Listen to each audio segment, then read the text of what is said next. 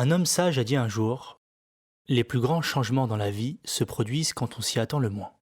L'histoire que nous allons vous raconter aujourd'hui en est le parfait exemple. Mike Yankee est né à Brunswick, en Allemagne. Il est l'avant-dernier d'une fratrie de 7 enfants. La famille aimait passer du temps ensemble et planifiait souvent des pique-niques et des journées à la plage. Mike a passé son enfance à rejoindre et quitter des écoles au gré des déménagements fréquents de sa famille. Il a vite appris à se faire des amis, à communiquer et à trouver sa passion. Une fois l'école terminée, Mike s'est inscrit dans un établissement d'enseignement professionnel pour apprendre l'art de la serrurerie et bientôt il terminait son apprentissage. Arrivé à l'âge de 17 ans, il avait fini ses études, était indépendant et à mi-chemin de s'installer seul. Alors, il a sauté le pas et a quitté le foyer parental.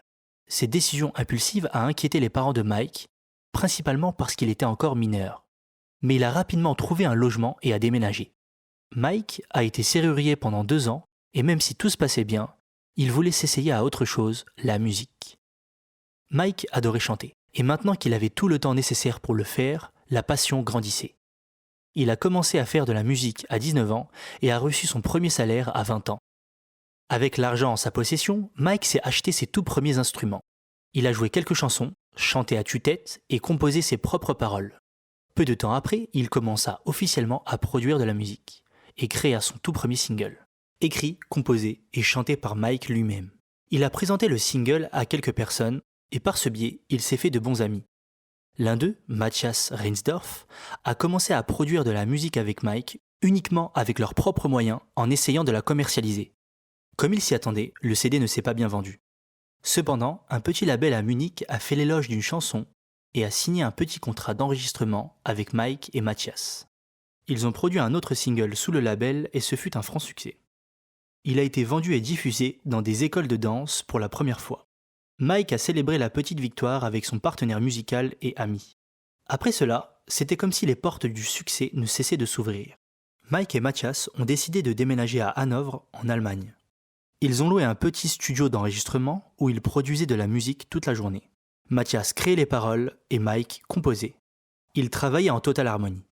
Ajoutez à cela Jörg Papp, un compositeur musical, et Ersen Eren, un danseur freestyle, le groupe, enfin constitué, s'est nommé Spectacular. Ensemble, les membres de Spectacular ont composé des chansons basées sur des histoires d'amour de jeunesse, l'harcèlement et les violences entre élèves. Cela a beaucoup plu aux jeunes adultes et le groupe a été remarqué par BMG, une importante maison de disques en Allemagne. Le meilleur single de Spectacular était My Little Sister. Il s'est vendu à 250 000 exemplaires, a décroché une place dans le top 10 des succès et a reçu un disque d'or en 1997. Mike et le groupe se réjouissaient de leur énorme succès quand il s'est souvenu qu'il devait aller récupérer certaines choses de son studio. Alors qu'il conduisait sur une route de campagne, la circulation matinale a submergé Mike et il a eu un terrible accident qui l'a laissé pratiquement paralysé. Au cours de ces longs mois de guérison, Mike regardait le ciel nocturne et se demandait où était le paradis. Il avait été à 2 doigts de mourir et il n'avait toujours aucune idée du but ultime de sa vie. Il savait ce qu'il voulait faire, il connaissait l'avenir qui l'attendait avec impatience, mais que se passerait-il s'il mourait demain?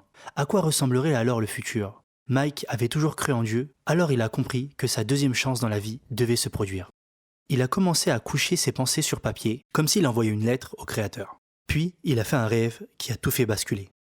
Il se tenait aux portes d'une grande ville, sur une dune de sable. Un bel homme aux cheveux noirs soyeux se tenait devant lui, avec un bâton à la main, et a commencé à écrire des pages et des pages. L'homme a demandé à Mike s'il pouvait comprendre les écrits, mais il ne le pouvait pas. Mike s'est réveillé et a pleuré pendant 2 heures d'affilée. Ce simple rêve l'avait tellement ému qu'il s'est mis à appeler quelques amis pour le déchiffrer. L'un d'eux a dit que cela pourrait être lié à l'islam. Cela lui semblait correct. Comme Mike s'était approché de Dieu, le rêve a été envoyé comme un signe pour le diriger dans la voie droite. Sans perdre une minute, Mike s'est rendu à Aachen, un centre islamique en Allemagne, et a officiellement accepté l'islam. Subhanallah. Il a été chaleureusement accueilli par des centaines de frères musulmans et cela l'a si profondément ému que Mike a quitté le monde de la musique pour l'amour d'Allah. Lentement, il a appris les piliers de l'islam, a commencé à faire la salat et a compris pourquoi le ramadan était important. Ce qui fascinait réellement Mike était le Hajj. Il était impressionné par le fait que plus d'1 million de musulmans du monde entier se rendaient dans une ville, la Mecque, pour se rassembler autour d'un bâtiment, la Kaaba, et adorer un seul Dieu, Allah Tout-Puissant pour accomplir leur dîn. De plus, l'unité des musulmans, malgré leurs différences culturelles, a totalement choqué Mike. Il avait été auparavant sous l'influence des médias et de tous les propagateurs de haine. Mais il comprenait maintenant pourquoi l'islam était la religion de la paix. Cela a vraiment fait de lui une meilleure personne. Le frère Mike est toujours ami avec ses vieux copains de musique, aime faire la da'wa et projette de mémoriser le Saint-Coran. Qu'Allah facilite la vie du frère Mike et le bénisse infiniment. Amin.